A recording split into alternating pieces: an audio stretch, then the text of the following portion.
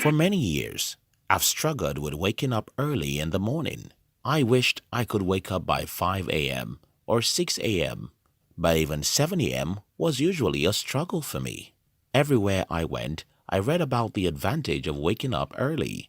But whenever I tried to wake up with an alarm, I felt like a half-dead soul. So much that I would be too weak to even make use of the time I want to have.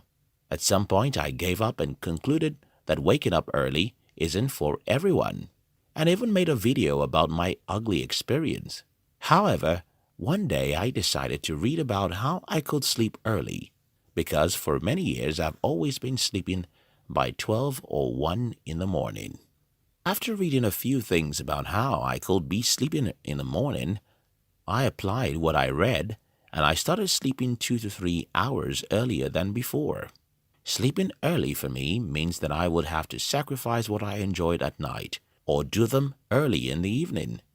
But since I've been willing to do that, the miracle happened. Without any force or alarm, I started waking up early in the morning. Then something occurred to me, and that is, to get something, you will almost always have to give up something. For me to have my morning, I had to give up my night. As a young person, you have to understand this. To get something, you'll have to give up something.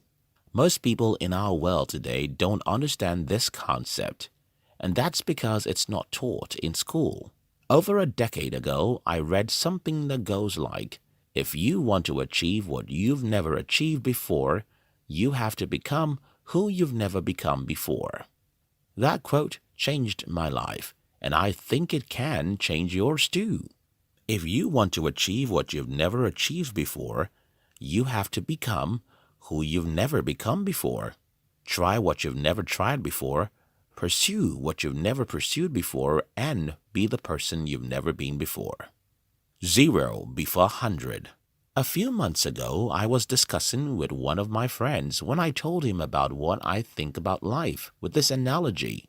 Close your mind and imagine that everyone in the world is at a point 30.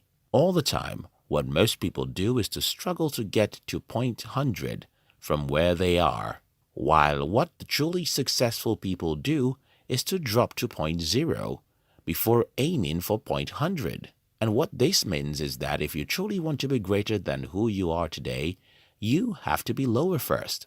Let me give you some practical examples. Let's say your dream is to be richer than you are today. Well, you might have to be poorer first. For example, you might have to discipline yourself to save money instead of spending it. You might have to discipline yourself to not buy a new phone when everyone is doing that. You might have to invest your money in things like books, even though they don't give you an instant return on your investment. All these activities will leave you with less money, so you'll be poorer. And that's what it takes. I hope you understand my analogy.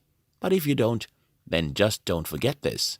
You won't get anything out of life until you're willing to give up something in return. You won't achieve great success until you're willing to make great sacrifices.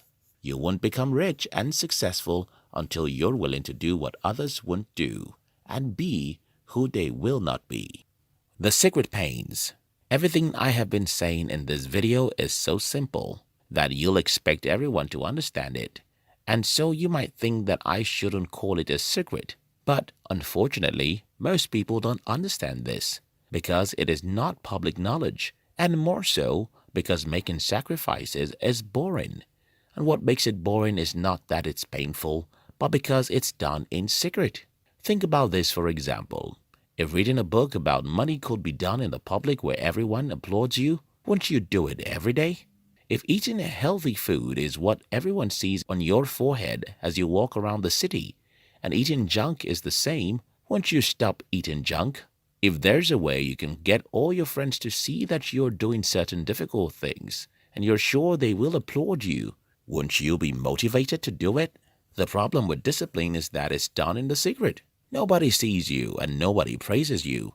And because there's no instant gratification, most people are not motivated to do it. Malcolm Gladwell made the 10,000 hour rule popular. And what his 10,000 hour rule says is that an average man who becomes great and successful in his field had sacrificed an average of 10,000 hours in practice and training.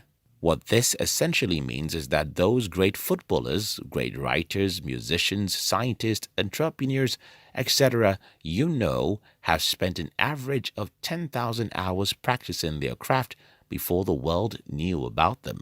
One thing about these long, boring, and difficult 10,000 hours is that it's usually in the secret, in some scanty stage, in some solitude when no one is watching, and that's why most people can't do it, because there is nobody there to praise them or encourage them. If anything at all, what you'll get out of the world when you're trying to achieve success is discouragement, which rather makes you weak instead of strong. How to be self-motivated. Again, one single thing I want to achieve with this video is to get young people to see that if you want to wake up early, you have to sleep early. If you want to gain the morning, you have to sacrifice the night.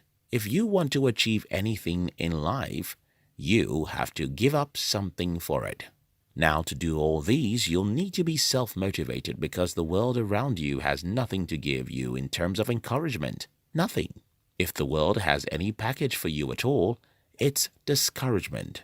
When I was started in the business world, almost everyone I knew either told it to my face that I can succeed, or said it at my back, or showed me with their nonverbal communication that I was stupid. Only a few people were the source of encouragement for me, and those were my friends. And that's why one of the things I recommend for anyone who wants to be self-motivated is to choose friends who are positive and dream big. If your friends are positive and ambitious, they will encourage you to make the required sacrifices. Another thing I recommend is books. You have to read books because there you'll find stories of ordinary people who have done some great things, and those stories will encourage you to dare life too. The third thing I did a lot when I was struggling is to close my eyes and imagine what my future would look like.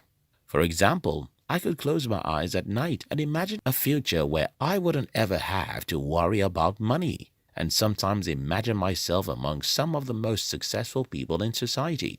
Since your brain doesn't know the difference between real and imagined experience, when you imagine a great future, your brain loves it. And when you wake up from such experience, your brain simply wants to get back there. So it pushes you to try new kinds of stuff and endure difficulties. Here is the summary of this video. For me to have my morning, I had to sacrifice my night. If you want to be successful in life, you have to be willing to make sacrifices. If you want to achieve what you've never achieved, you have to become who you've never become.